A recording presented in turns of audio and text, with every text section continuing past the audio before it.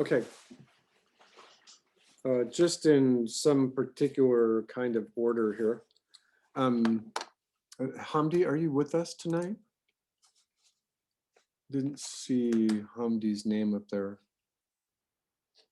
All right, so okay, so these are sketchbook drawings. I'll comment for the people who are here. Ooh, I don't see a lot of stuff here. Did I already look at these? Am I in the right one? I think at the top it says week 3. This is week 3. Hold on a second. Yeah.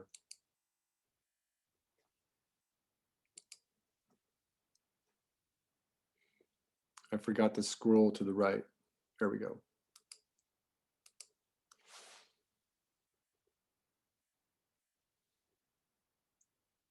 All right, Victor. Victor, you drew me a sandwich. What is this? Oh, that's just a battery. Okay, so you're still playing with tone. Yeah. Well, and so here's another composition studying tone. I think this is great. I think this is interesting. So as long as you're doing this, I think you could go and treat yourself to cross-hatching. It's kind of a missed art of, there's not a lot of people teaching it, or not a lot of people doing it. So just, go through the internet and see if you can get some of the philosophies working. There's a bunch of stuff on Imgur that's been trending, of people doing pen and ink drawings with cross-hatching. It's very interesting. To me, I think it's terrifying just because it's so hard to because you have to do it slow. Yeah. And it takes forever to do it. Okay, thank you, Victor. No problem. Annika. Okay. We'll fix it on the post-it there is always fine. Okay.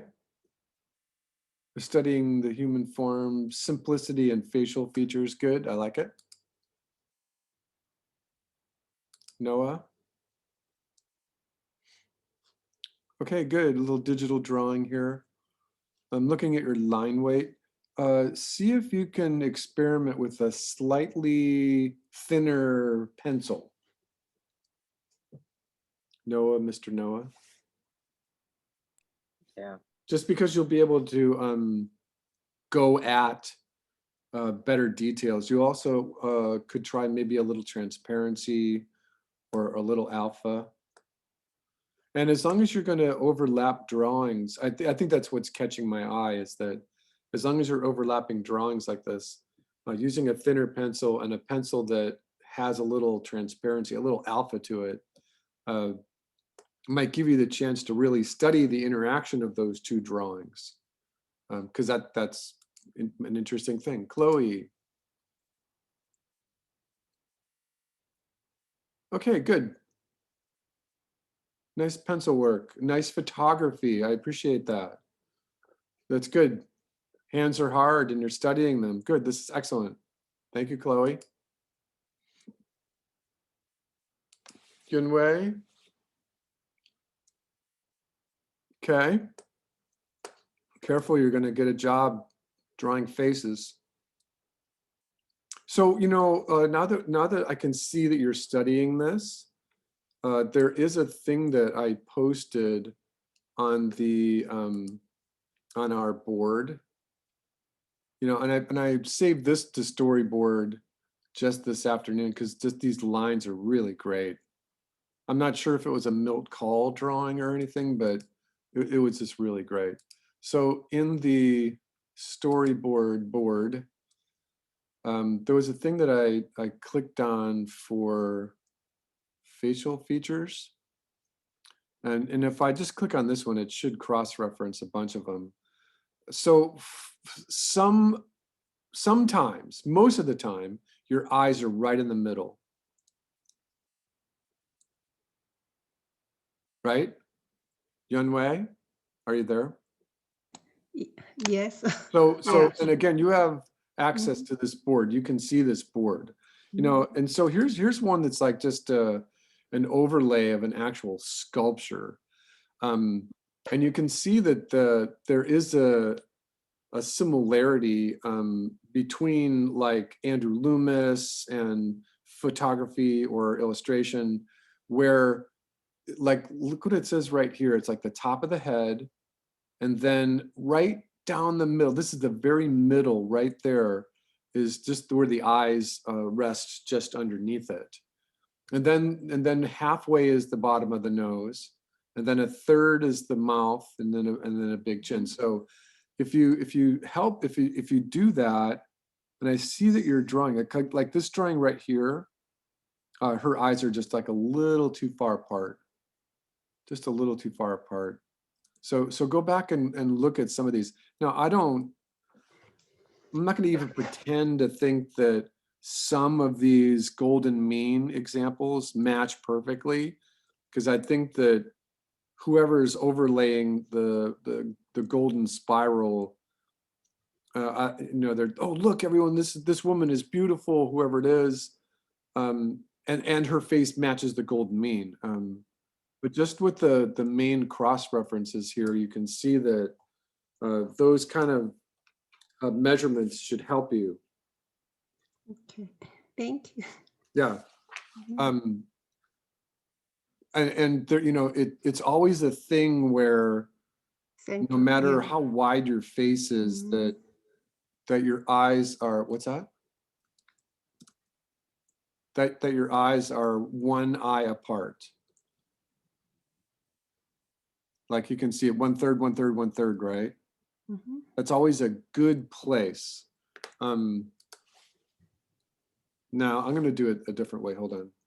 Because if you've seen The Queen's Gambit, there's an actress, her name is Anya Taylor-Joy, and her eyes are really far apart.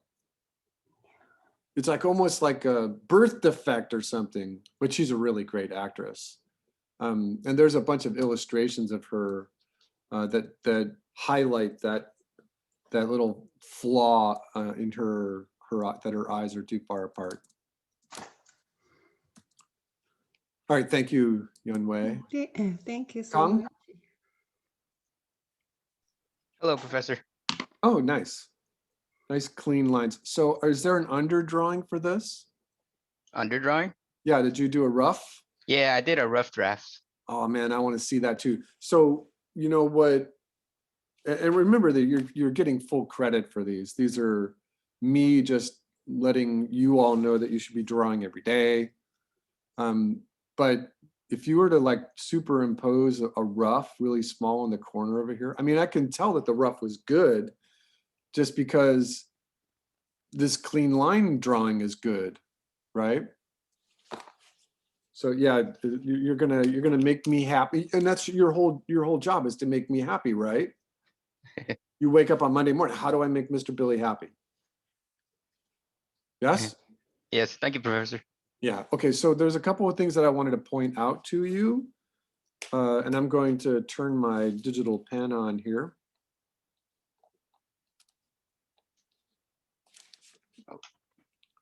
Come on, Zoom. Zoom, wake up. Is it on the top? Where's my pen? There it is. All right, so a couple of things to be careful here. Be careful of here. And they're called tangents.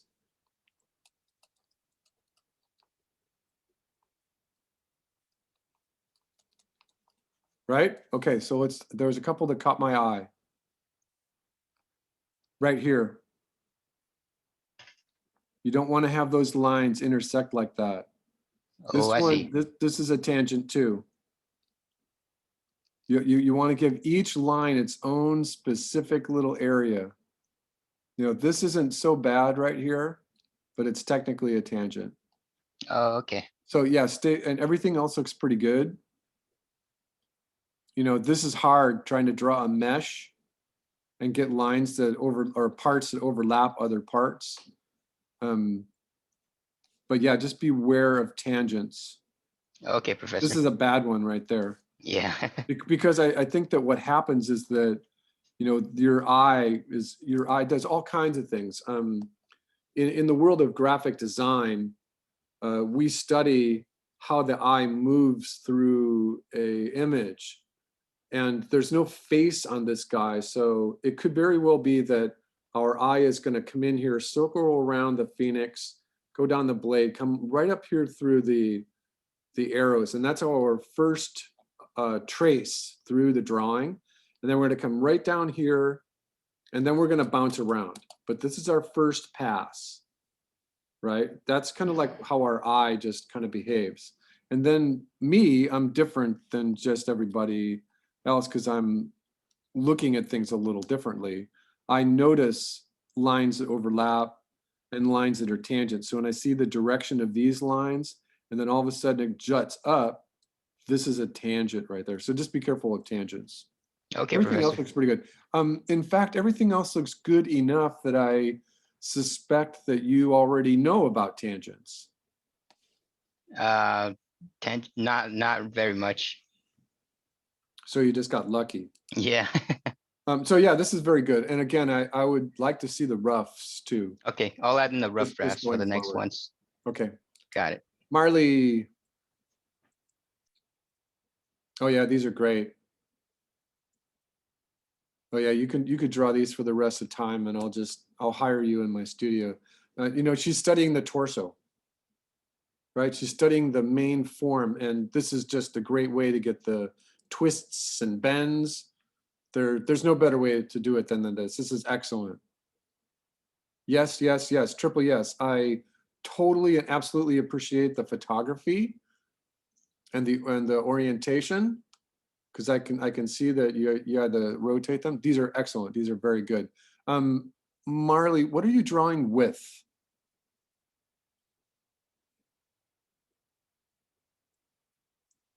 Marley.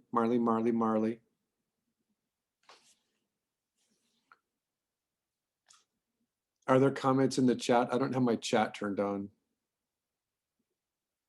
All right, it's some kind of pencil. I was just wondering if it was some special pencil.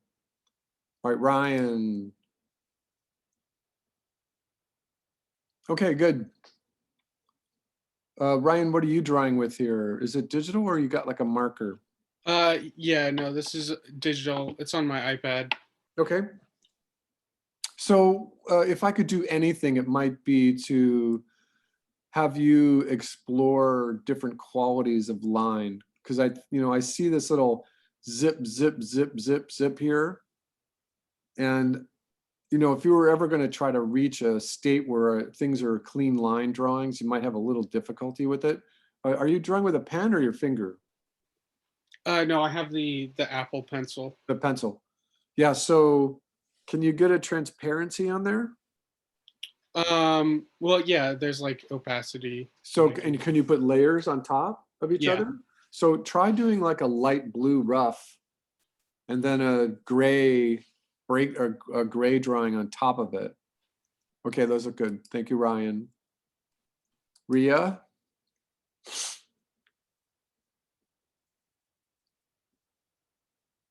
Okay, interesting. This looks like it's looking aliased here. How are you drawing this, Ria? I draw it in like I do it. It's a small canvas in pixel art, but when I upload it to the PNG, it gets weird. No, it has a certain style about it that's kind of cool. But so you're doing this like on an iPad, or are you doing it with the? On a computer. The canvas is just small. No, no, it's good. It's good. It's interesting.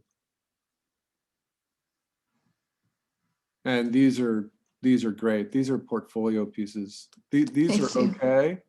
These are fun. Yeah. This is good here, but this is what you should have as many of these in your portfolio as you can. Yeah. Yeah, these are great. Thanks for tons of them too. Emma. Okay, excellent. Studying different lines. So Ryan, this is kind of what I was talking about, right? As long as you're digital, play with different lines. Yes, great. Thank you, Emma. Mitzi Ramirez. Boots. Okay, good. I'll buy it. Nada? Okay. Studying tone and value. Okay, good, I'll buy it. $10. Kai. Studying blades, okay. Kai, you did some studies of blades last week or the week before too? Kai, are you there? Hi, or hello. Yeah, so you did another study of blades for me for this class? No, this is my first time. Okay, so one of the things that you may want to do, because one of the reasons why I asked you is that someone did, and it might have been from this class, I forget. I thought it was. That what you may want to do is be more symmetrical with like this hand sword here. And actually lay it out just more geometrically so that you can see the symmetry versus asymmetry. And then it has a greater value. The other thing that I would suggest maybe is in very nice handwriting, print out what the name of these swords are. Because they all have different names, right? Cutlass, they all have different names. And then that way you're actually studying it. You're not just having fun, you're actually working. All right, thanks, Kai. Randy. Okay, these are good. I'll accept them. Remember that whenever I see this, I would like more precision in structure and geometry. Yeah, But thank you, Randy. practicing on. Rachel T.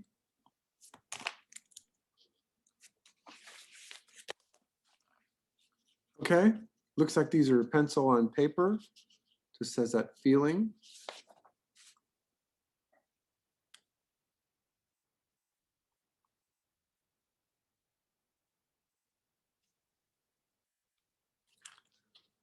Okay, these are good studies, and you're having fun with it. You're not struggling with it. There is this one strange little thing sometimes that happens where you just kind of accidentally overlap drawings. And this figure on her knees on top of the one who's squinching over is fine. But this one, it ends up looks like she's standing on the other woman. So see if you can prevent that kind of overlap or do something artistic so that we know it wasn't like an accident kind of deal.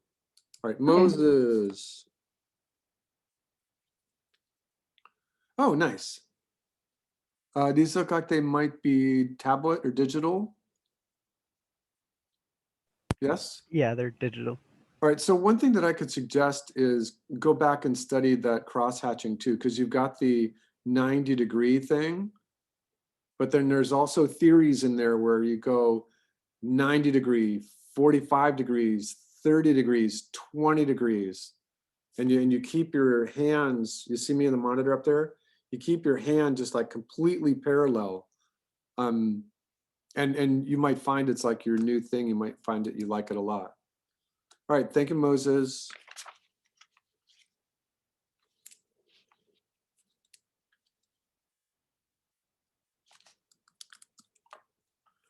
Refresh my screen, see if there's anybody I missed.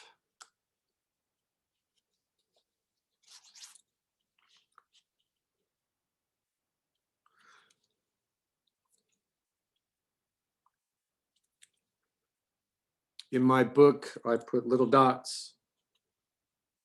And the little dot means that you presented when it was due. It's due today. If you have things that are in there tomorrow, or even Thursday, whenever I do my grading, I'll shave off a point or two. And that's why your grades look like they do. If for the, especially just for the sketch drawings, if you're ever wondering why you got 22 or 23 out of 25, It's only because it was technically late. All right, so now.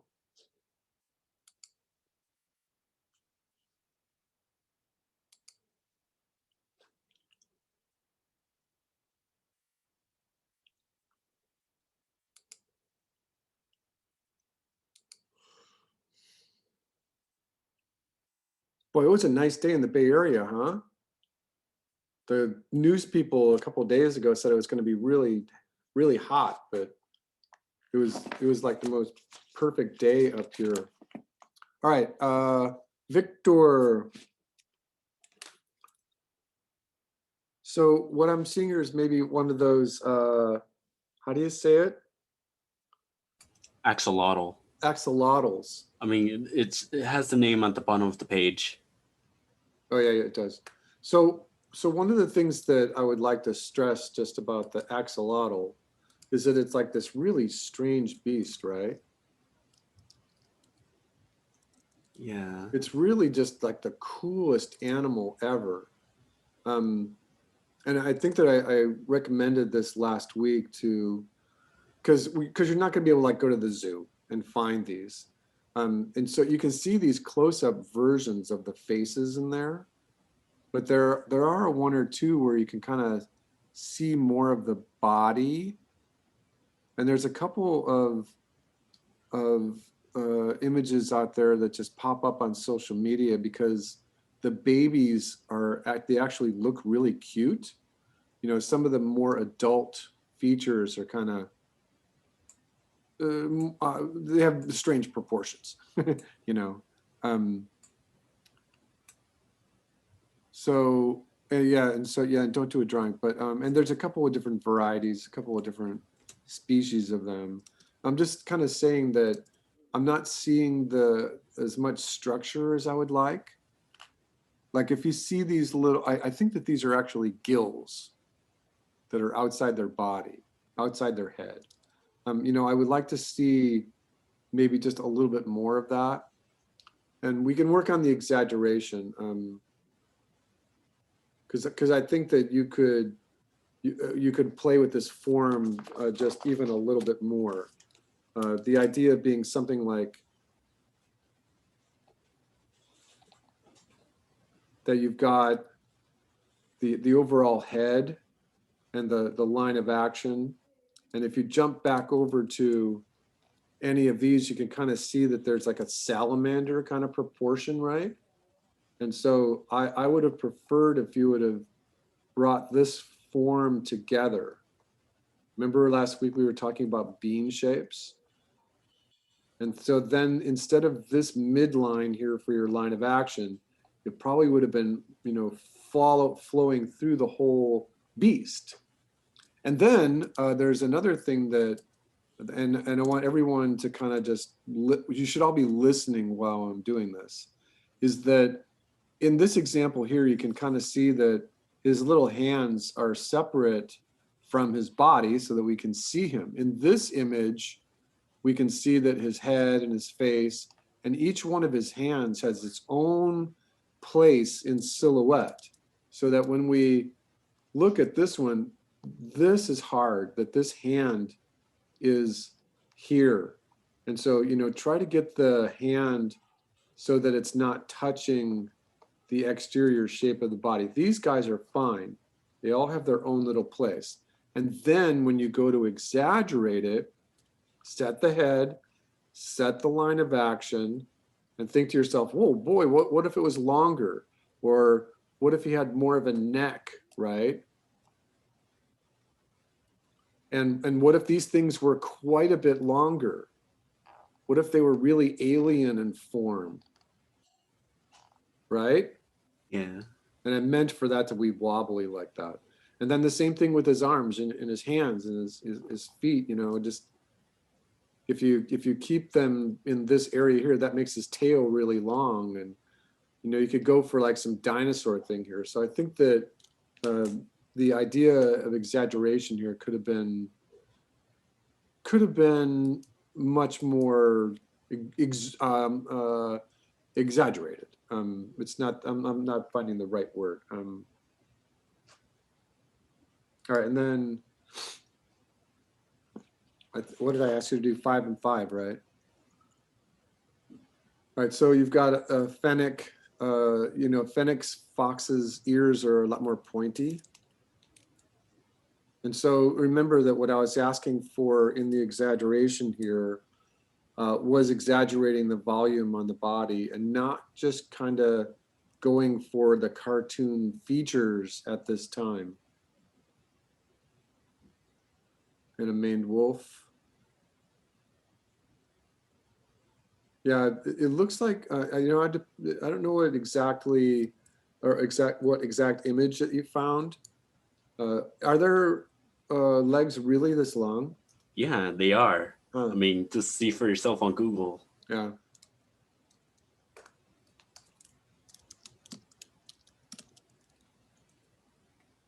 Yeah, they're pretty long, huh? Super Yeah. long leg dog. Yeah, super long. And so if I was going to critique this at art school level, I would say look at the overall length of the torso, the width of the torso compared to the width and the length of the legs. And then we come over here, these are just looking too wide, right? And then again, I think that the exaggeration would be is that you look at this in terms of whatever artist that you're thinking about, and you're thinking of it, well, maybe I'm not going to play with the overall shape of the body here, but you could play with the position of the tail so that these legs now are really long, and make it more of a giraffe. See what I mean? Yeah. That kind of thing. And so we're going to do this again next week. Everyone, just the heads up is that we're going to have another week of animals. All right, an emperor penguin. All right, so yeah, we're going to work on that exaggeration part. We'll do that today. Okay, thank you, Victor. All right. Lauren, squeaky bat. Okay, good. This is interesting. Your exaggeration makes it look like a squid. I'm wondering what would have happened if you would have kind of kept or used more of a forced perspective on your drawing. Because right now you've got like this is your perspective. Is it a falcon? It's a falcon, like literally like as it's about to grab a fish out of the water. Right. So you see, this is your general strike. And if you have the head and the body there, it's like the line of action is pretty straight. And I think that this is an interesting interpretation, but it might have been really fun for you to play with the idea of that perspective, and then put the head here and the body here, and then the wings like this. You see what I'm doing?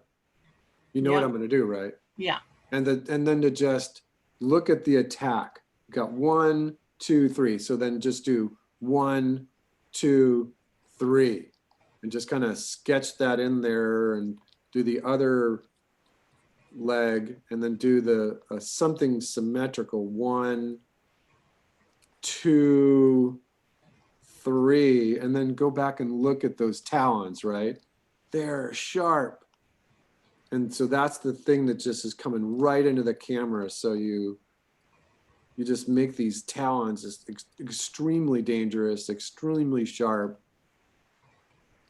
And then you build it backwards, and then you kind of look at where the knuckles would be and how the palm of the foot is, and then make it big going into little, big going into little. And then, what happens with his beak, you can definitely get the beak in there, figure out where the eyes are. So I think that kind of approach might have been a little bit more comic book oriented for you. Because it looks to me like you stretched it and then you expanded his feet. But I think that if you would have employed more of a consistent overall forced perspective, I think you would have been more successful. Oh, you know what? I want a multi-page PDF, Lauren. Yeah, I submitted them and I just realized, oh crap, I forgot to do that. But like, I could fix it now and resubmit it, I guess. No, that's okay. Just going forward. So remember too that this is the same kind of deal. I think that you did exaggerate the amount of ice cream that this lion has been eating. I was inspired by that one horse from that old Bugs Bunny cartoon. Oh yes, yes, yes. And we could accept that for sure. But we're gonna talk about it a couple more times, I know, this evening, just about exaggerating the performance of the line of action. You know, so this is good. So you're exaggerating the volume on the facial features. You know, that's working. And this is working. It's a little more subtle than the other ones, but it's working. You can see that there's more of a derivative of character in there. So yeah, that's working.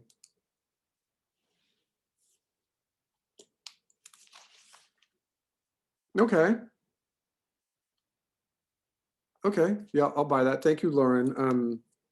There was a video on social media this past week of a elk, and it might have been a ram, because the rams are the ones that butt heads with each other, and it had the head of its opponent stuck in its antlers, and it was just walking around with it.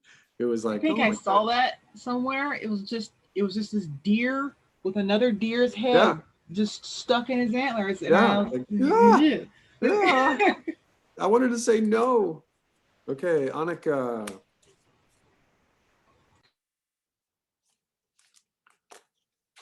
All right, let me zoom out a little bit, maybe. It's not letting me zoom out. Oh, I'm going to scroll over. Okay, so these are great. Nice variation in line widths. A little bit of tone in there. So this is all your normal animals.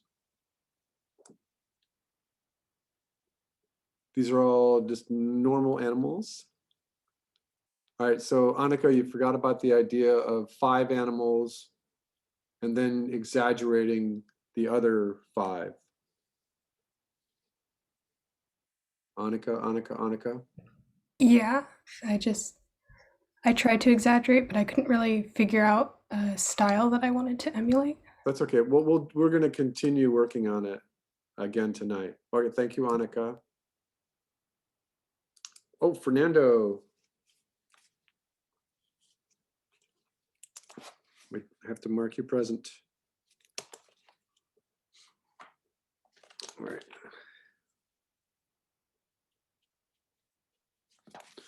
Fernando, okay. Okay, so these look like you're just regular ones. This line of action for the rhino, it's backwards. Fernando. It drives through the middle of the bean. The other ones are okay. So let me see your exaggeration. So these are getting, so I appreciate that you spend a lot of time on these drawings, for sure. It looks like you've got a nice presence of your facial features in there. That's working. I think you could exaggerate them even just a little bit more. The armadillo, just for instance, is kind of everything's the same except you put a cartoon face on him. You could do a cartoon version of every part of him. All right, thank you, Fernando. I'm not sure if Fernando is here tonight. Noah. All right, so you got the idea. The raccoon. stretching out the forms a little bit. All right, it's working. Oh, is it a pelican? Yeah.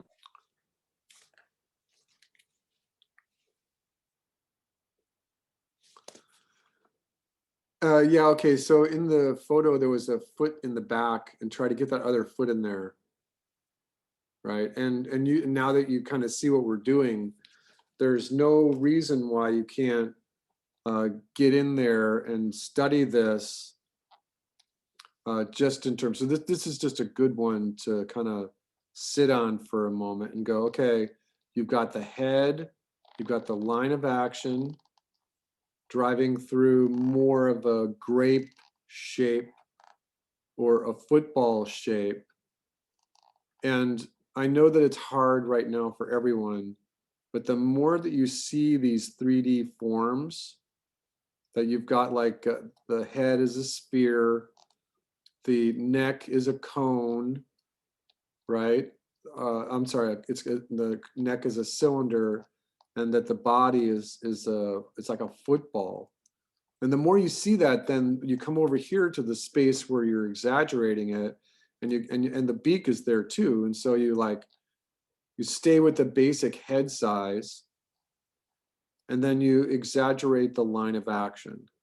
And so you just kind of push it. You make it much broader of a sweep.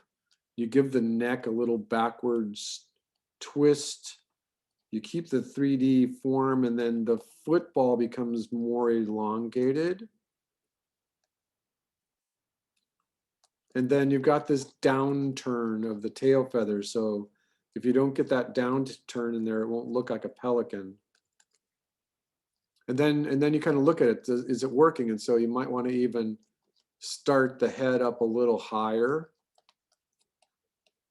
And now you've got this like long stretchy pelican, and usually birds' legs go backwards first and then forwards.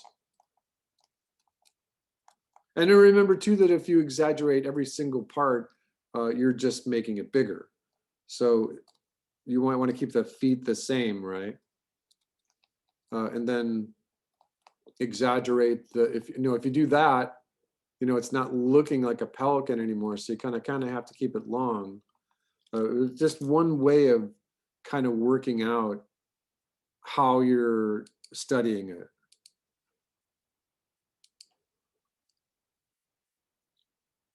All right, so you're getting the idea. You're looking for those forms. Yeah, and this is kind of what I meant about what I just said, is that you've got, in this drawing here of the gorilla, everything is exaggerated to the same percentage. In other words, you just scaled it up just a little bit. And then the thing that is different are the facial features. So one way of handling this might have been is to study the head, the line of action, and remember too that for one way for me to know that you're doing this right is to put that head and that line of action in there, put the bean shape in there. And this is the primary way that you know that you're going to be able to exaggerate it properly, is that you got the head, and one way to make the head bigger is to make the bean smaller. So you can make it bigger or smaller, but what we're going to do here is you're just going to make the bean smaller. And so if we try to keep the structure of his trapezius, his breastbone, we're going to bring in the very large hands here. Try to get that upper part, and then drop him down a little bit, show that little butt part, get a bend to the knees back there. And then study this, because I'm pretty sure that the gorilla is on its knuckles here. And so you might want to try to draw in the fingers. And there's hands in the back too. So you can kind of see that this, oh, hold on.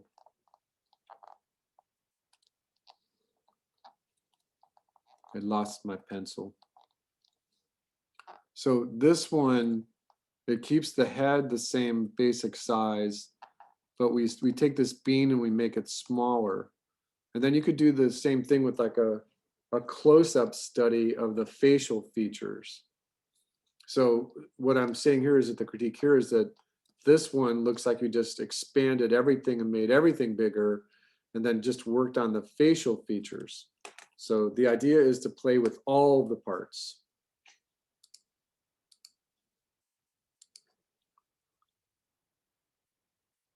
All right, so we'll keep talking about that. You know, I want to see that line of action. The best thing you can do is try to route out a polar bear's anatomy. You know, when I had to do this, we had to draw the skeletal portion of the character, and then the muscles, and then the tone. I think I showed this to you already. Hold on a second.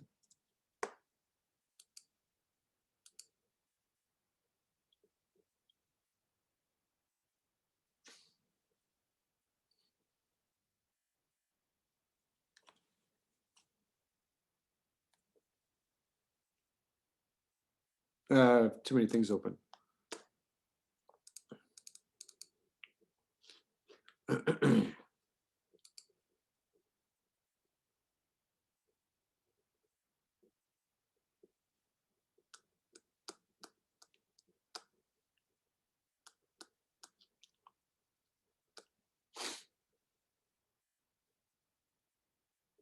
it read for a second.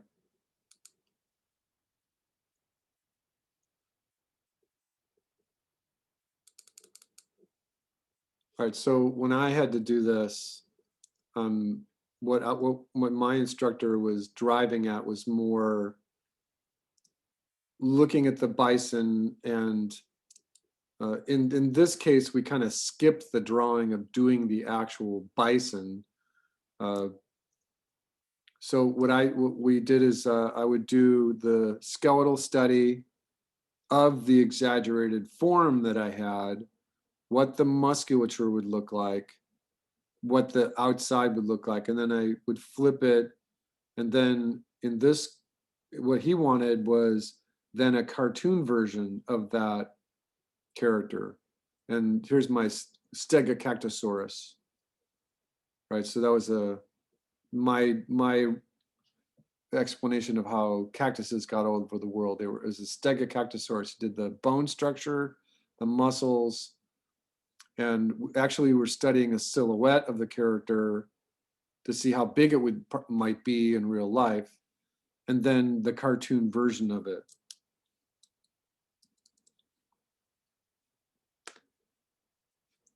All right, thank you, Noah. Chloe.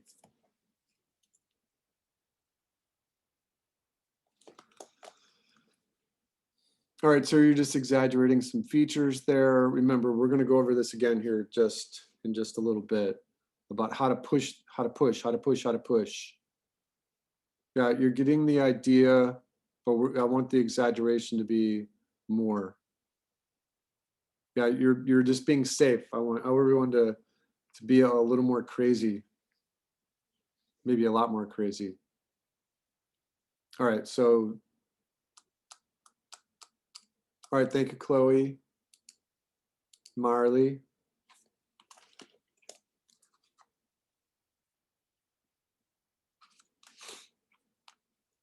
Okay, not enough exaggeration, so I think you're being really safe.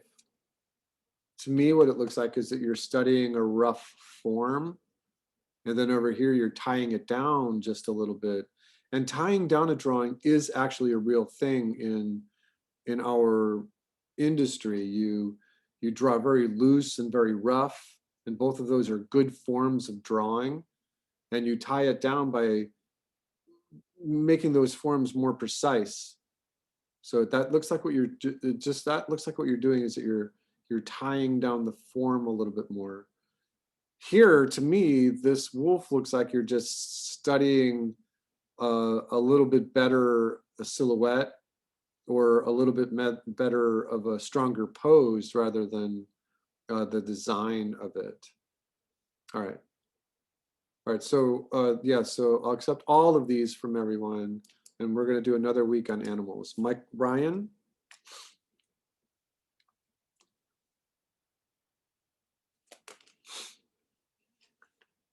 Okay, same thing. These are all good, but I want to push the exaggeration. And it's the difference of scaling up one part as opposed to all the parts, or straightening out a line where it might be curved, or that kind of thing. So yeah, these are there, but I think you could use a bit more exaggeration.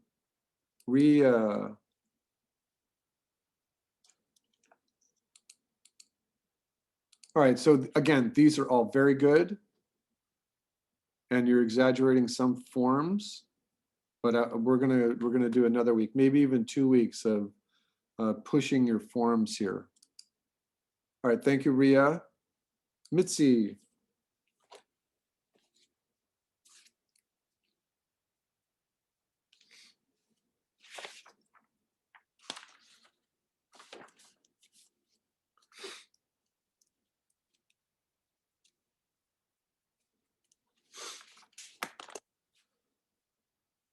How do you say the name axolotl? Is that how you say it? Axolotl?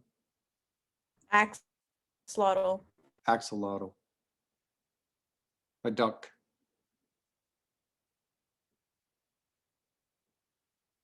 Okay, you've got animals, but I don't see the exaggeration. Remember, your name should be on the file. It should be MRP4V1. Anim draw doesn't work for me. If I were to pull these and give them the Paul for the spring show, your name should be your initials. Even if it said Mitzi week 6, Mitzi underscore W6, that would be better. Yeah, I'll have Right, to. so, and I need to see the assignment. exaggeration. All right, not a.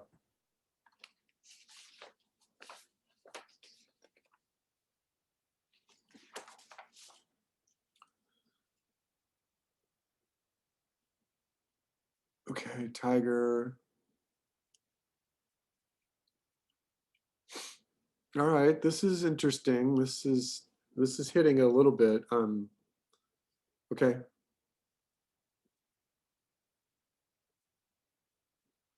Oh, capybara. So this is the first one I've seen in the last half hour, that this is where I want everyone going.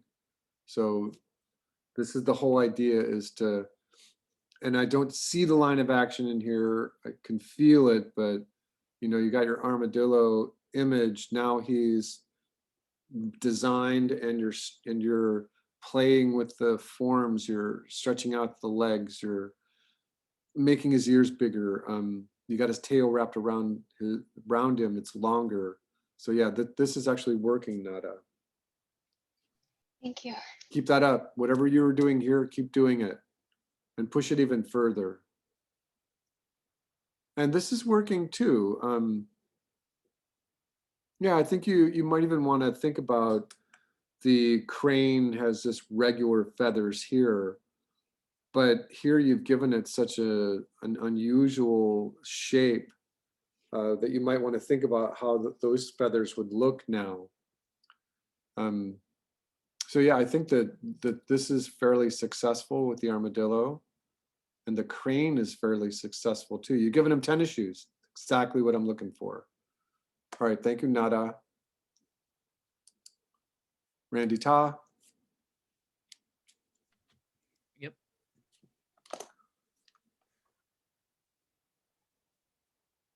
Yeah, you got the right idea here with the Doberman.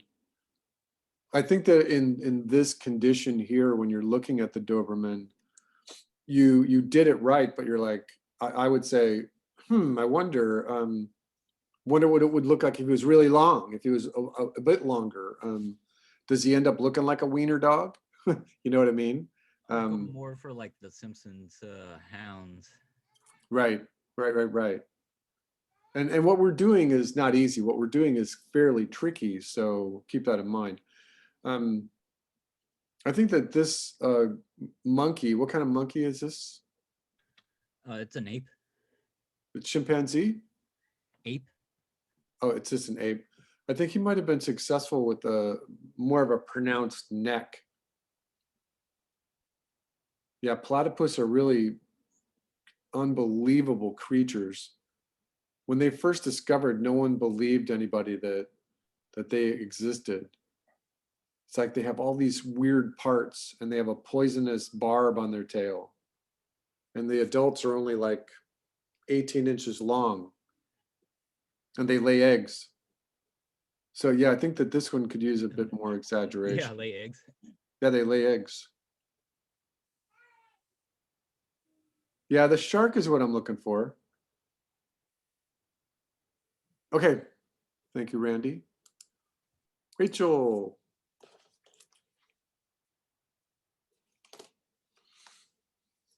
Okay. You're being safe. This is what I'm looking for, but you're just being a little safe. Again, we're going to go over that after our break here. Yeah, again, it is what I'm looking for, but it's subtle. It is subtle. And I want you all to be a little bit more wild with your exaggeration. But these are great. The drawings are great. And there's another capybara. Okay, great. These are really good, Rachel. I think that what you want to do then is you want like a range. You can kind of imagine what the capybara might look like if you exaggerated features. Again, just take this guy right here, the purple guy, and exaggerate him. And then do it again and again. What happens when you do that? But these are working. Thank you, Rachel.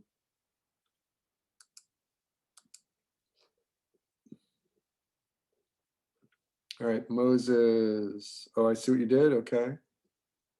So I think that these were working. You can kind of place yourself in the whole class as a critique, and you could guess what I'm going to say is that these are all fairly safe in their exaggeration. But I think that part of the reason why these were safe is because you were limiting yourself by how much real estate on the page you had. I think if you had just an infinite canvas, you might have had a chance to really explore a greater variety in exaggeration or juxtaposition of form, all of that. I think that you can see it in the squirrel. You can see that line of action that you derived, and you pull the line of action up for the tail. But I think that you didn't want to run off the paper. So keep the drawings so that like the first thing that we talked about in drawing is imagine what it's going to look like before you even start. And this initial start page might have looked good, but then you might have wanted 5 extra pages just to study the exaggeration. But it's good. They're very safe, but these are good. All right, thank you, Moses. All right, did anyone upload as we were talking? Did I miss anybody?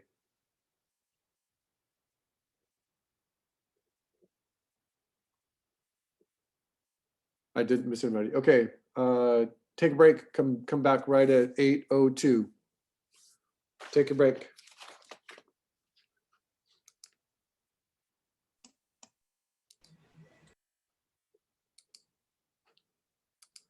All right, so let's just take a look at some other examples. I might have to start at my board.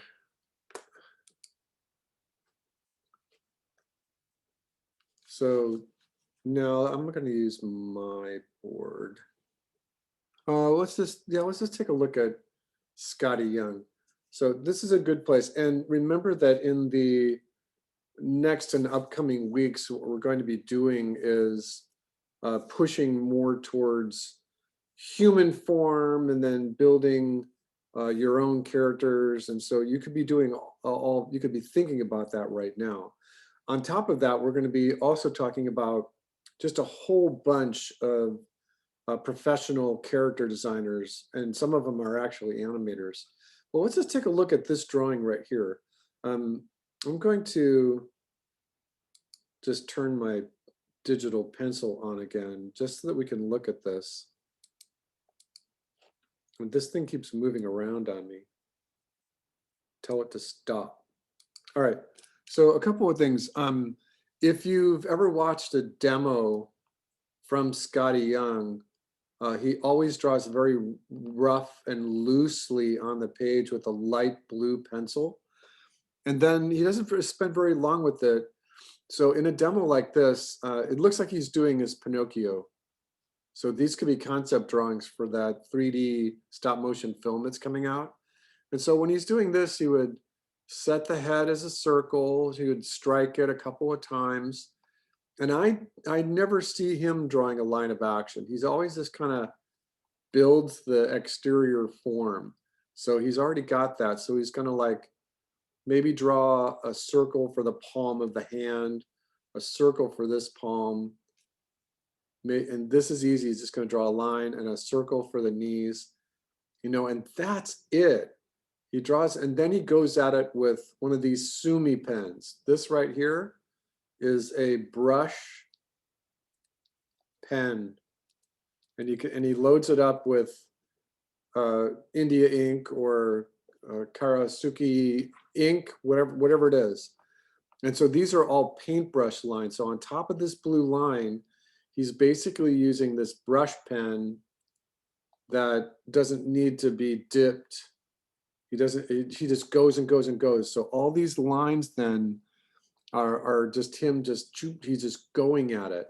And so if I can erase these, and let's just take a look at his line weights and see if the theory of my explanation was correct. So these lines right here that are, I'm just going to put a little dot right there, that are describing the combination between his shirt and his wooden butt, those are the heaviest lines. Now he's got a very dark line in his head right here. You know, this opening, whatever this, there's a baseball cap up here.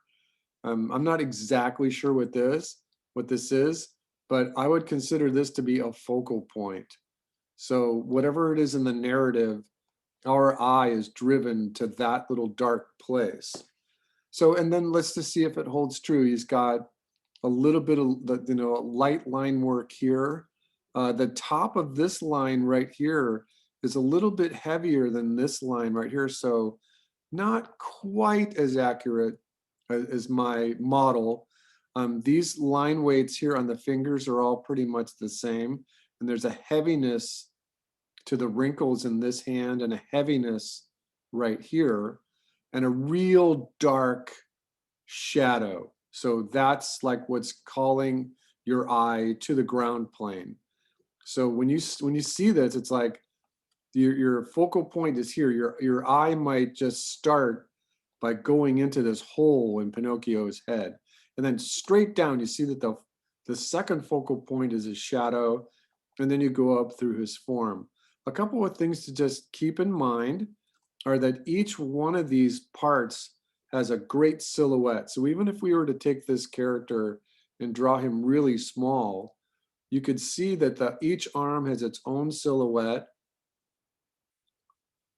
Each foot has its own silhouette, and it makes it just easy to see the whole thing. Now let's take a look at the background. He's just got a box that's sitting right here. And I just drew, I just drew a line right there where I didn't want to, but there's a break in the line for this box that should have a dark line. If you were gonna look at my little model about where to put heavier lines on things and you were actually drawing a box, this line should be really heavy, but he didn't, because Pinocchio's the focal point. If you were to start really rendering out this box, it might pull the focal point away to something that's in the foreground as opposed to Pinocchio, which is in the midground. And you can see this stuff up here, which is technically in the background. You know, some of these are very light lines back there. We kind of missed this guy. There's a little turtle here. And I think that that's just because of the scale of the drawing that he's doing. But this is great. You know, Scotty Young certainly has mastered all of this. I think that if we were going to really pull a secondary focal point towards this little turtle or whatever he is, he might wanted to darken up these lines, or even go backwards for a moment and scale this whole thing up a little bit so that there was more to work with.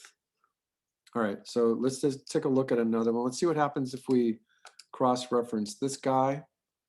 You know, and so I've seen this before. This is Scotty Young just doing fan art, basically an homage to Guillermo del Toro's take on Pinocchio. And it could very well be that that the reason that he's doing that is because he was asked to do concept stuff for the movie. And I'm just studying it. I think that the line weights are all pretty even all the way around it. There's a nice dark shadow. Once we get into the leaves, he breaks it up and they're a little lighter out here. And that gives us a chance to see this little bird. You can see that the little details of the hair on this feather on Pinocchio's hat are nice and thin. And so that model stays true. All right, so let's take a look at maybe another drawing. So again, that's Scotty Young. Scotty Young is spelled with S-K-O-T-T-Y, Young, just like this, if you could see it right there, Scotty Young. The reason that he draws a lot of the Wizard of Oz stuff is because he did a Wizard of Oz comic for a bunch of years. There's some really great videos if you're interested in his work. And he's constantly busy. He's doing comics. He's doing this. This is I Hate Fairyland, which is his comic book. And I haven't had a chance to see any of it because I can't afford to just go out and buy them. But yeah, this is I Hate Fairyland. And I think that her name is Gertrude.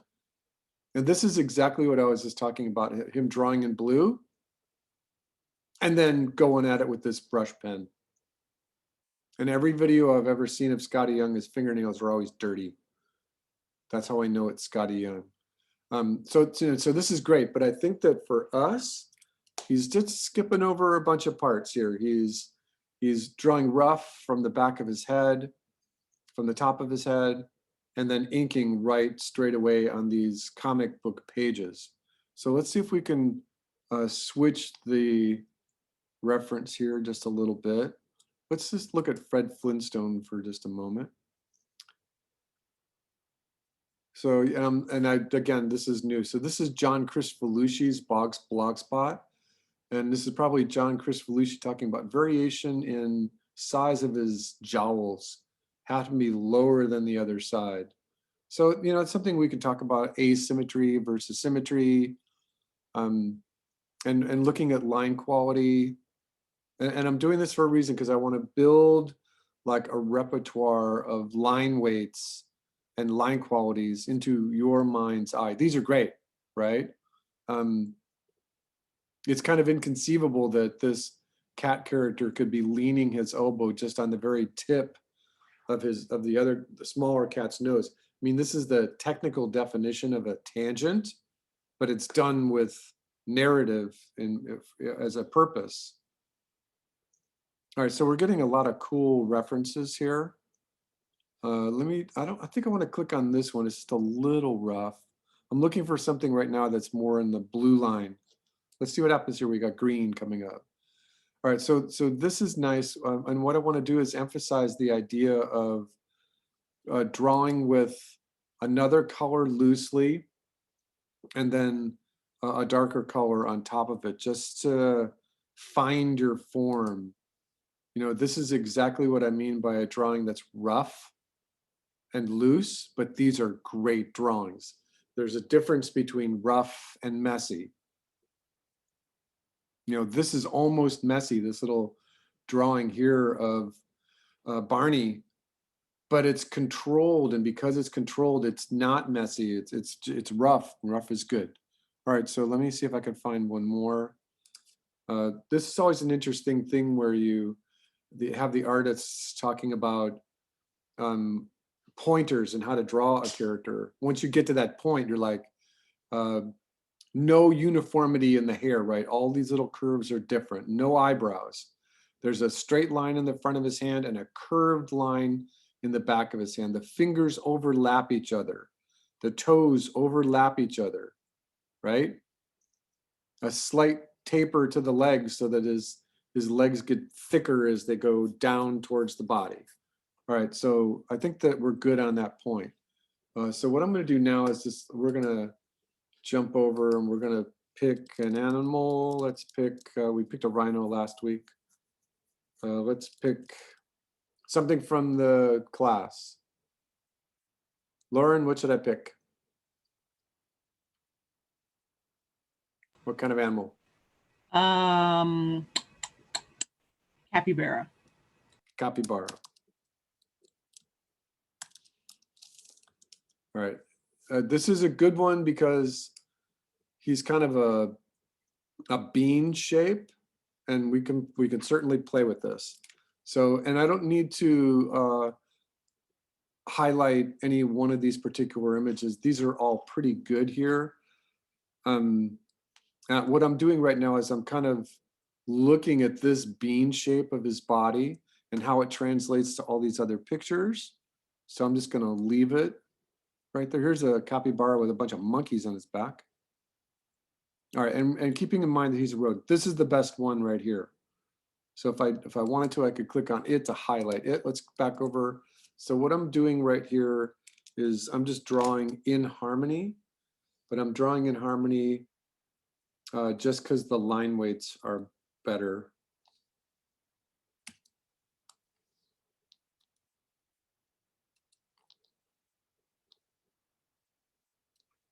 All right. All right, so what we're going to do is I'm just going to pick a, like I just said, I'm going to pick a light blue color. And if anyone has the opportunity to work in harmony, it's a really great tool. All right, so capybara. And here's what I want. So right now what I'm going to do on this is I'm going to explain what I think is a good study for you for next week. For next week, I would like to see 9 drawings. And so what I would like is animal 1. So this is drawing, hold on a second. So a total of 9 drawings. So pick animal A, animal B, and animal C. And then I want, in this here is just kind of what you did for today, and give me a slight exaggeration. Give me a slight exaggeration. So that'll be A2 and B2 and C2, and then do it again. And so this one will be a big exaggeration. And so you have A3, B3, and C3. All right, you got that idea? So 9 drawings next week. Pick a different animal, and the same thing. So this is just straight. And once again, the idea of straight is that with a capybara, what you're looking for then, and you should be able to do this just by looking at it. Look at this bean shape, right? And the line of action. And so that's what I want to see. I want to see that you're looking at the overall bean shape and the line of action that drives the bean and the head shape.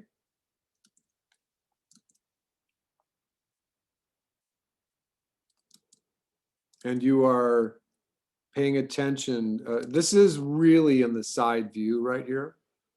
It's better if your poses are in the 3/4 view, but that's okay. Just for this example here, this one's actually better here. Come on, it's not behaving. There we go. Yeah, this one's actually better. So let's just use that one. This one here was good, and it's still relevant. It's still somewhere here. This one. And the idea would be is that you, once again, I think a couple of you missed this idea that if you have a quadruped, that the quadruped should be sitting on a rectangle that is in perspective. And so you can locate where all 4 of his feet are, just more precisely. And so I'm looking at this shape, I'm looking at the way the neck is connected to the head. I'm looking to see that there's a straight quality to the top of his snout, and that the mouth is very delicate right here. The nose kind of comes down. Doesn't have a big tail. He is a rodent, but he doesn't have a big tail. There's a form here for the upper rear leg, and that goes backwards and then forwards. And so the line of action is like this. And there's quite a splay on the feet. The away foot, the left rear leg, does the same thing. But if I were to draw this form, it would be, it's being foreshortened. I can't see it, but you can see that the line of action is quite a bit different. There's a big negative space there between the drawings. And so this foot here is more like this and connects up in here. And I'm just drawing really lightly just so I can plan this out.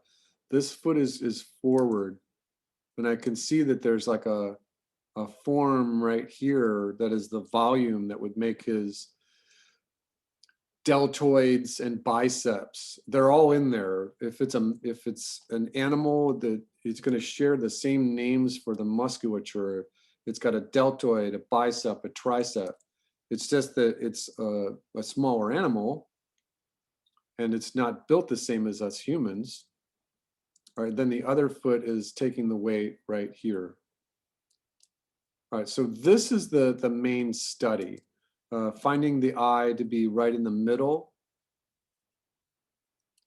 something like that. So this is the study, and then you can go back and forth and look at the overall negative space between each of the feet, the negative space between his right front leg and the head itself, the overall proportion. So this is the rough. For then what you would do is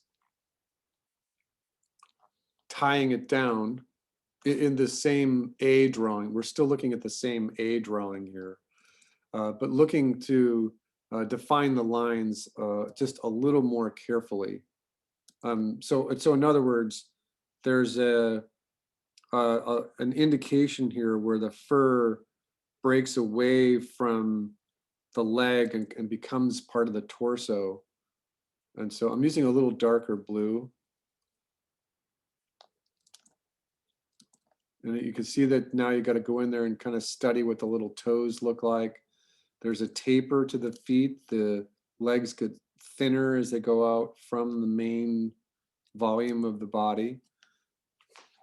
It looks like I might have to study the upper part of this anatomy here. It looks like there's a little bit more volume right here, just from this guy, than my original bean shape. But that's just a general take on this. The ears, oh, I missed the ears. So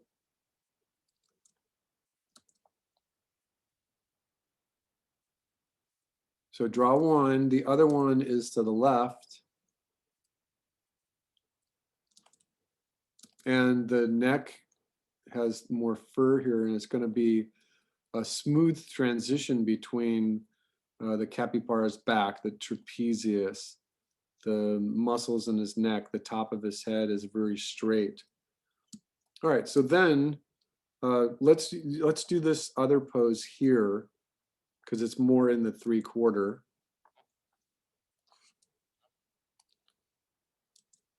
And we'll do the same thing. So I'm looking for this bean shape. And now the bean shape in this presentation is more oval. You can see in some of them that there's an actual like lima bean. It's like an upside down lima bean. It really just depends on what the animal is doing. Here's a little baby and the bean shape is the other way. So like what I'm saying is that some bean shapes are presented like this and other ones are presented like this. And that all depends on what the animal's doing, what the pose is like. And like, so this little baby capybara here has this bean shape like this.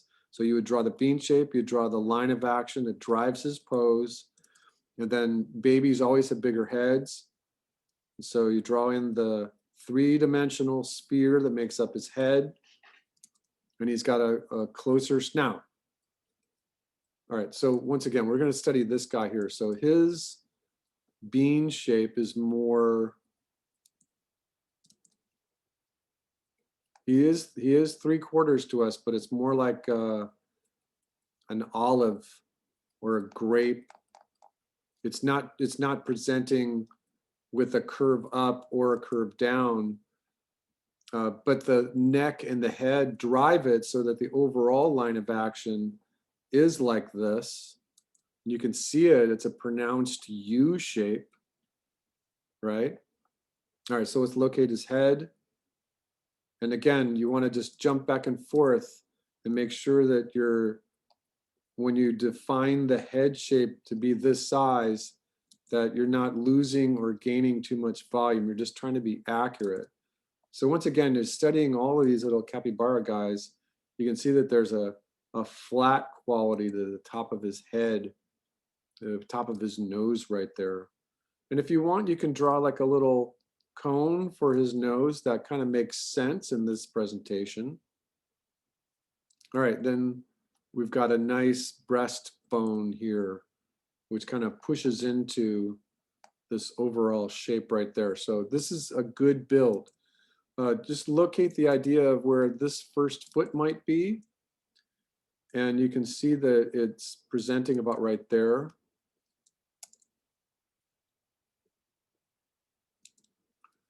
And then build in that plane where his feet are landing. That little square where he's landing right there. And I think I have mine just a little too close to the body. So let me double up the lines here. I'm going to Z back out of that a little bit. All right.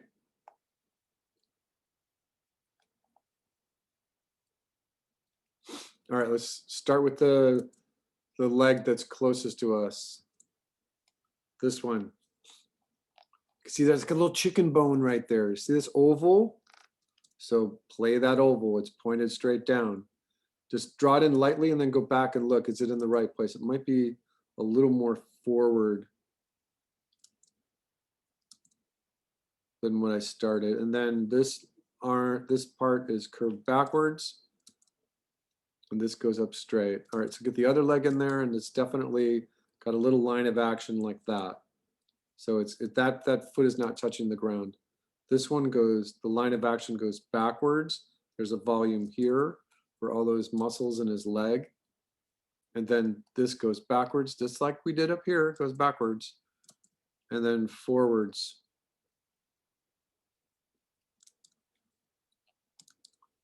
All right, and then if you get that little detail in there of that away foot, that's always a good thing.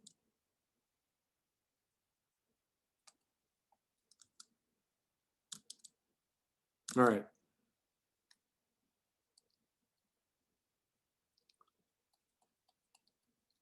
All right, so then I'm going to look at the idea of getting this to be a 3D quality. So I'm going to put in those marks that allow me to define this as a 3-dimensional shape.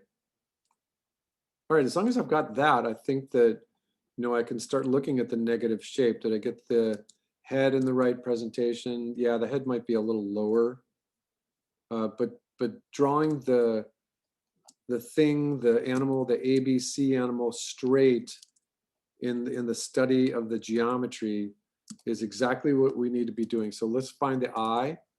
So the eye is a little higher on the head, and it's an oval, it's an almond shape. And it looks like it's, if it was halfway between the tip of the nose and the tangent for the back of the head, then that would put it right about there. All right, then the ears. So they're little leaf shapes like that. They actually, one goes like this, it's an outside curve, rounded on the top, and then there's an inside and an outside curve. So if you wanted to study that separately, I would absolutely appreciate that. So we're just giving it a three-dimensional quality. The other ear is located over here, and it's a little simpler. All right, so that's the beginning of our capybara. I can almost smell him. A little circle for the nose, a little one over here, and a little place where there's a crease for his mouth. All right, so then in the capybara 2 would be the same idea, is that you, now what we can do is, I'm gonna actually switch to my eraser.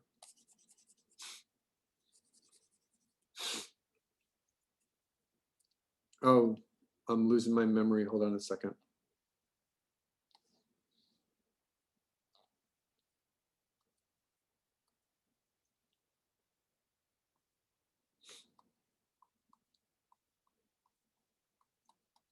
Give Harmony a chance to catch up here.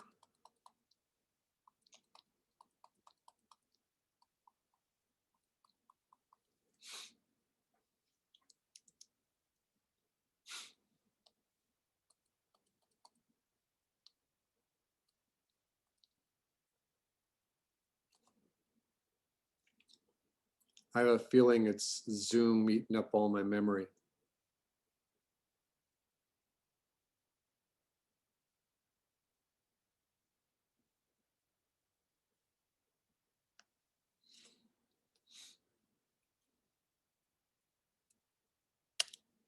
All right. So the same approach, but now we're going to play with, remember what we said here, slight exaggeration. So with our rough tool, with my pencil settings, I keep it kind of in the same orientation so that the trick is to make it sure it looks like a capybara, but it's got a slight exaggeration to it. So you can start in any number of different places. You can start at the head and draw the body, or you could draw the body first. Let's draw the body first. And let's think about this, just whether we want to explore changing this into more of a bean shape rather than just the olive shape. So let's just play with that just for a moment. Let's play with the idea that he's got like a bean shape here. All right, so we're gonna then bring the line of action in here. And I'm gonna push his snout out a little further. You can see that the whole beast can elongate himself a little bit. So let's play with that. So we're gonna locate the head a little further to the left. And we're also gonna increase the size of the head just a little bit.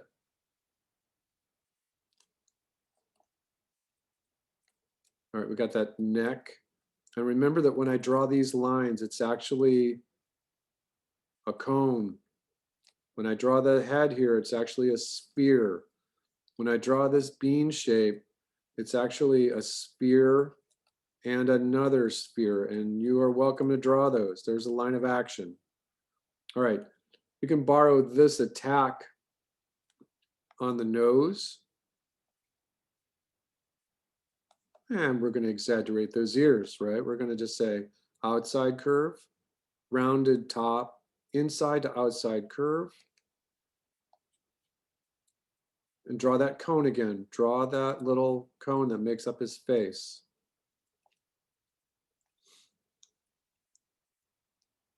All right, then the same thing. Locate the square, the on the plane where his feet are gonna land. And do the same thing here. We're gonna look for muscles.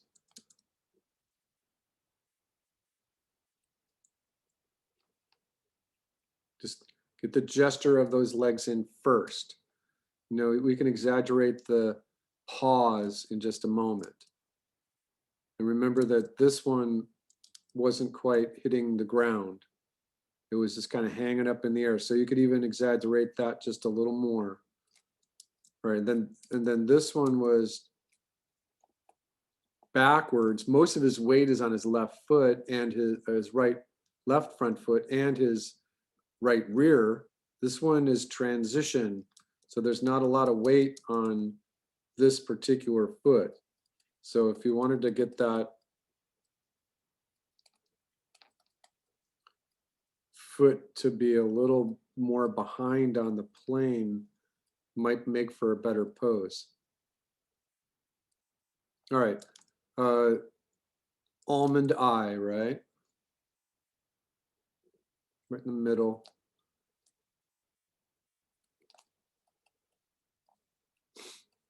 All right, it's looking more like a dog, right?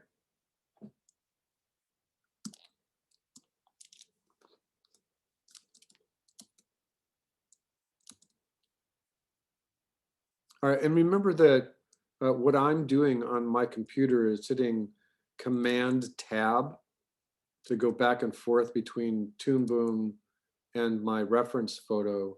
And I think it's just easier that way. Some people like working with images that are side by side and actually moving your head back and forth. But on a PC, you have that option as well. It's Alt Tab. You can do the same thing. I believe it's one of those things that the PC people stole from Apple. All right. So then this, the leg that has the weight on it. And what I'm going to do then is I'm studying the bone structure, and this is an inside curve to that bone, right? So we talked about this a little bit last week. It's the best way to think about it. There's a bone, there's an inside curve to the bone. And then the other one is, and there's a apex, there's a triangular, and then it's an inside curve to the other one, to the top of the leg. All right, and then we only see a little bit of it. And remember that we placed that using our little rectangle here, so we know we're in the right place. All right, so if now we're looking at exaggerating it as much as possible, a big exaggeration. And the idea would be is that it still needs to look like a capybara, right? And so what you could do is kind of start looking at all these other images. There's a baby. Is there anything interesting in the exterior forms? Here's something interesting. This guy's looking like a horse, right? So he's moving his neck around just a little bit. I think that in this example here, we might find it to look more like a capybara if we give him a thicker neck. Switch to an inside curve, an outside curve for the top of the shoulder, inside curve for the middle of the back, and back an outside curve for his butt.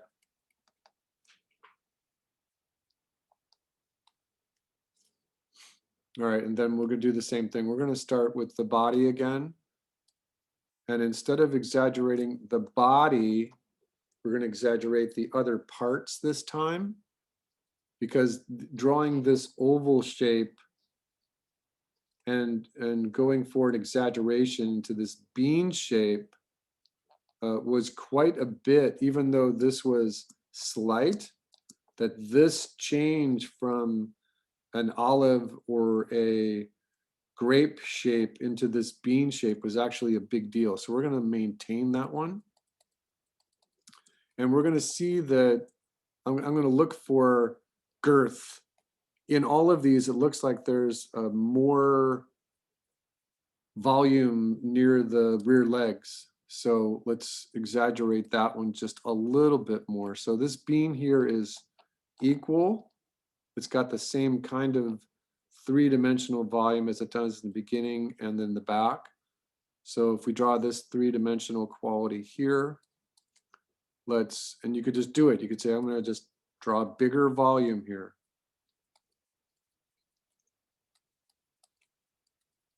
All right, and then the line of action. And keep his head basically in the same kind of orientation, the same kind of volume. I think that if you start messing with his snout and his nose too much, it's not going to look like a capybara.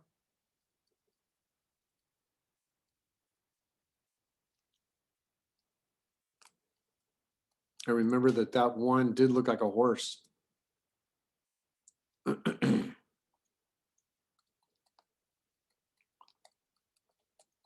All right, so then the next thing I want to do is I'm going to locate where the left front leg is going to be.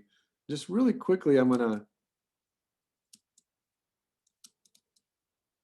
to bring it down further. I'm going to give him longer legs, kind of like our wolf drawing from earlier. So, and I'm going to just kind of locate where I want that points to be, kind of about right there. And I'm going to draw that same rectangle, but so his legs are going to be taller. All right, so once again, at this point, you should be thinking of muscles so that you've got the deltoids, bicep, triceps. You've got a slight curve here, and then a straighter curve in the back. Slight curve in the front, straighter in the back.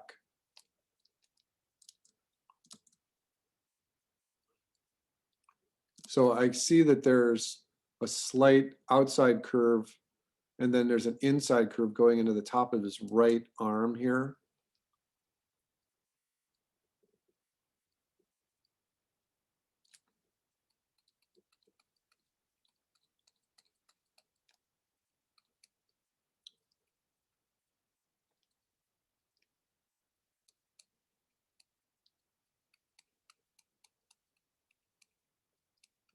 Yeah, my computer is running out of RAM. Even the lines I'm drawing right now, Toon Boom is struggling with it. All right, so I can see that there's a nice flow here between his chin, his breastplate, his belly. I'm going to go back and double check it. It can be all one line. So this exaggeration, even though I said a big exaggeration, it's still within the same kind of safety zone, if you will. Make his eye a little bigger, that other ear up there. All right, so once again, I think that if you look at the reference image that we had, and then you looked at our interpretation of that reference image, going back and fine tuning it and studying what parts, olives, grape, three-dimensional shapes, muscles, bones, line of action, head shape, cone, relationship of the size of the ears to the head, and then exaggerating it a little bit, saying, does this guy right here still look like a capybara? And if we start putting in the details on him, he is starting to look like a capybara. I think that even in this presentation, we could give him a little bit more girth back here, and it'll end up looking more like a capybara. This guy here is starting to look more like a character of the capybara. So there's a couple of things that we can do here. Again, I think that flipping back and forth in between is a really great thing. Studying the feet, that's like, darn it, if those feet don't look like chicken feet, So there's like a little triangle, there's a little place there where he's got 3 toes. Oh, you have to draw that other leg back there. I'm gonna Z back. I want that one to be lower.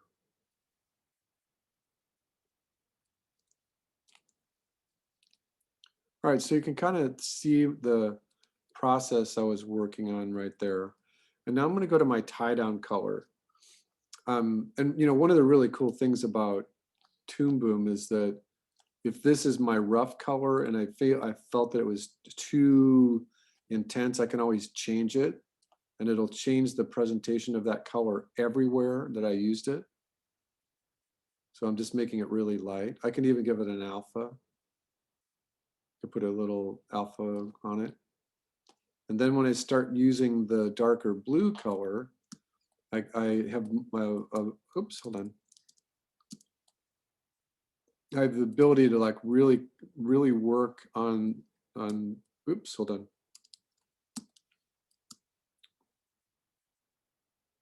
And I'm doing this on the same level. Sometimes if I'm really wanting to do this, I could kill my light blue color totally, right? I could just completely kill it. But if I have it on a separate level, I could just turn that level off. And you have different ways of doing that in different applications. All right, so, you know, once again, what I'm going to talk about now is just a couple of added things. And one of those is, now that we're tying this down, I'm looking for that three-dimensional structure. So I know that there's an outside curve, a rounded part to his ear, an inside curve, and then an outside curve again. But there's also the structure where it connects to his head.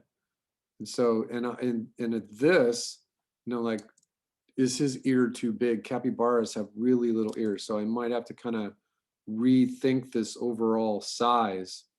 But I'm looking at structure. So right now I'm kind of looking, there's a flat quality to his head and then a flat quality to his nose.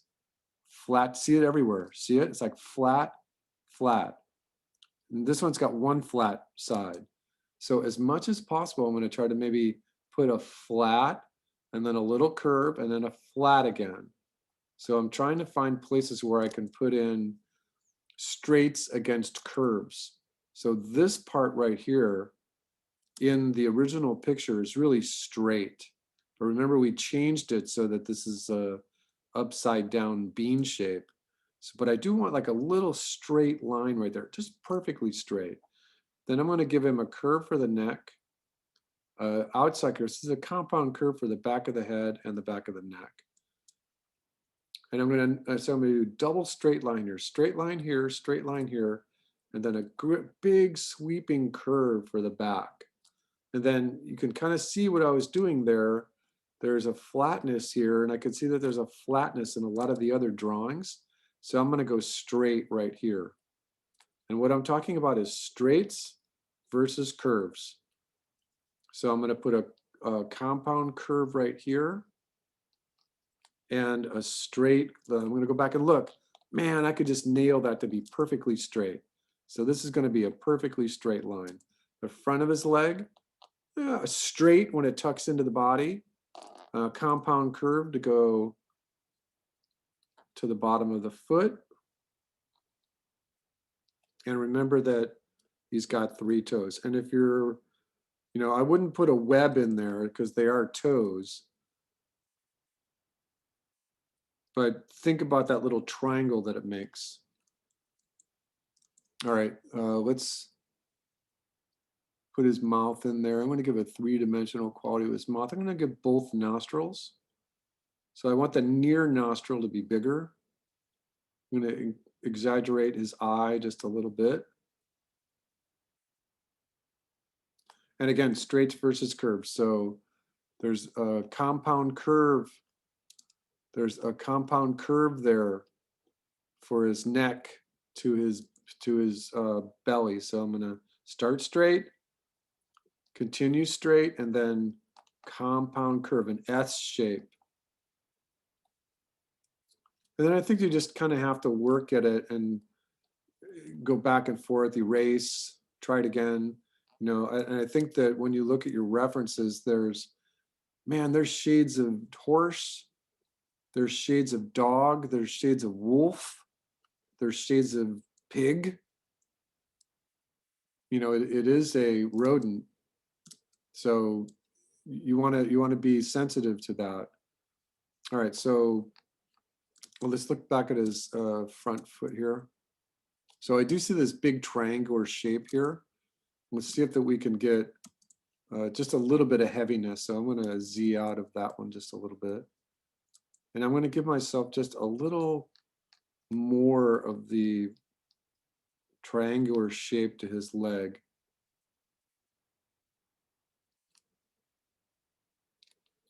And I'm going to do straight again, just like we did back here. All right, let these lines flow together. When you draw through something, you're drawing lines that go through it. Because remember, we're just doing a tie down now. We're not doing the final drawing. I think that in this capybara, the more you get those toes, the more it's going to look like a capybara. Outside curve. And sorry about that, my memory is still catching up. Outside curve to inside curve, compound curve to the toes. I remember that that particular foot has the weight on it.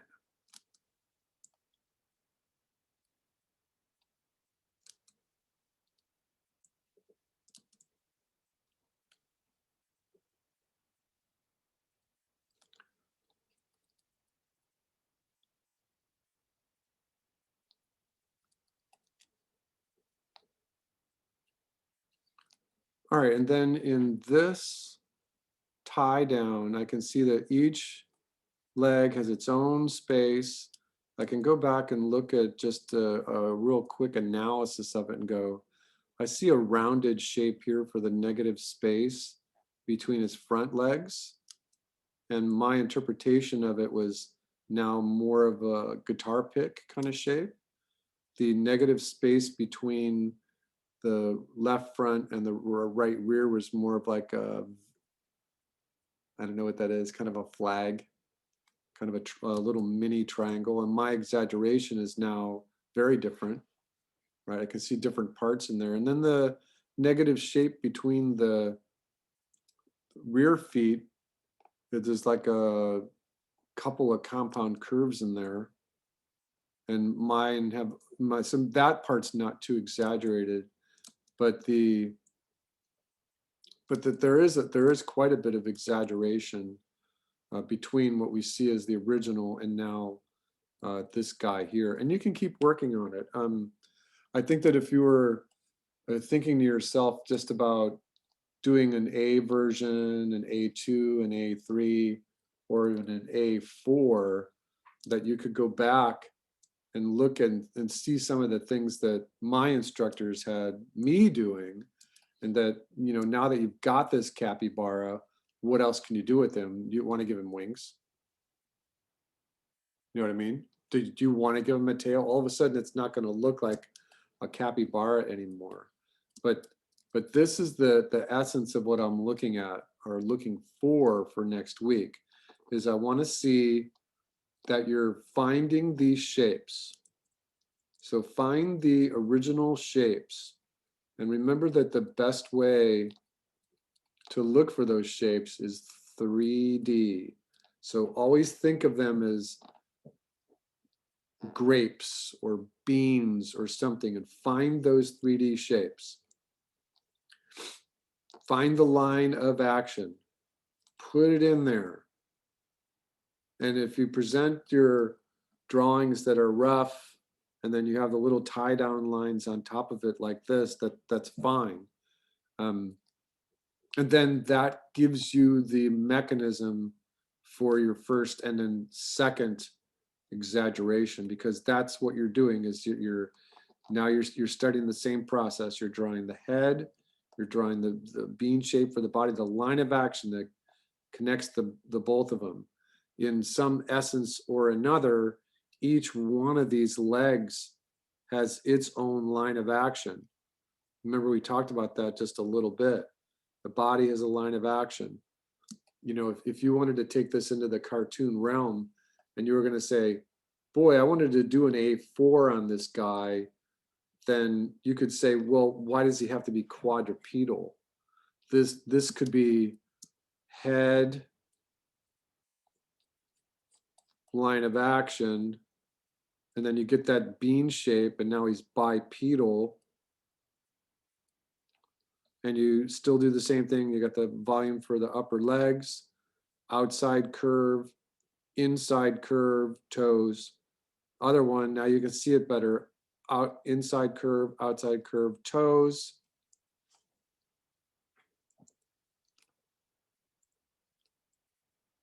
And I'm just thinking with my pencil right now. Inside for the back, in the neck. He's got the little snout. He's got his little ears. You know, and in this case, you've given him a top hat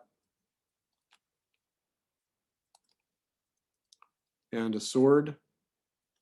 And then it's your job to interpret any or all of the parts so that he still looks like a capybara, but now he's got a top hat and a sword. But it's the same process. Head, line of action, shape of the body, volume, rhythm.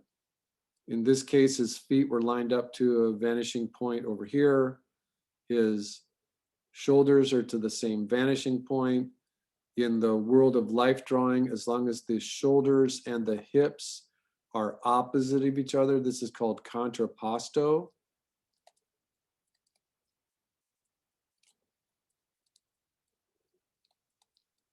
Italian word for opposite, but now the shoulders and the hips have a different attack on them. You know, and for whatever it's worth, even this little sketch right here does have the essence of being a capybara because of the process we just used, because of the shape of the head. I trained myself to think about those shapes and those, whether the shape was interior, an interior curve to the bone or an exterior curve to the bone. And he still kind of looks like a capybara. You get those little toes in there, and he's going to read like a capybara. You know, and I'm a little bit off here because if this was drawn at this sketch level, I should have been using my blue color instead of the tie down color, but that's okay. I was trying to go a little fast right there. All right.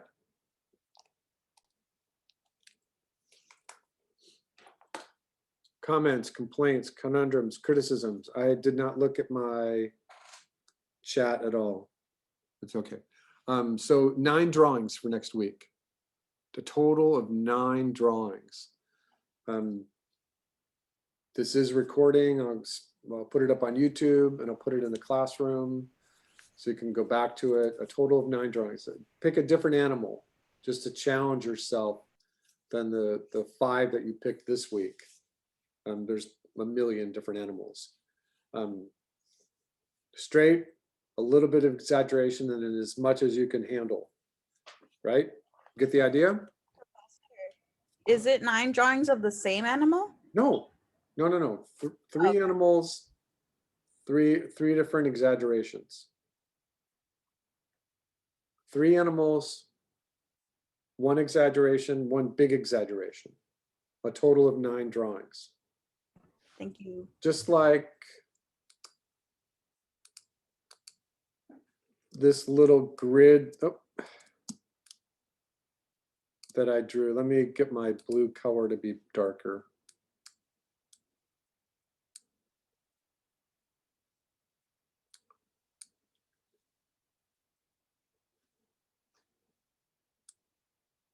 See it right there? You drew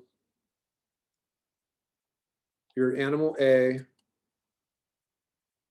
animal B, animal C, and then you exaggerate it slightly, A2, B2, C2, and then as big of an exaggeration as you feel comfortable with.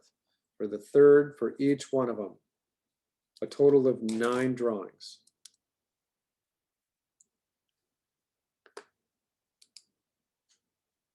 Got it?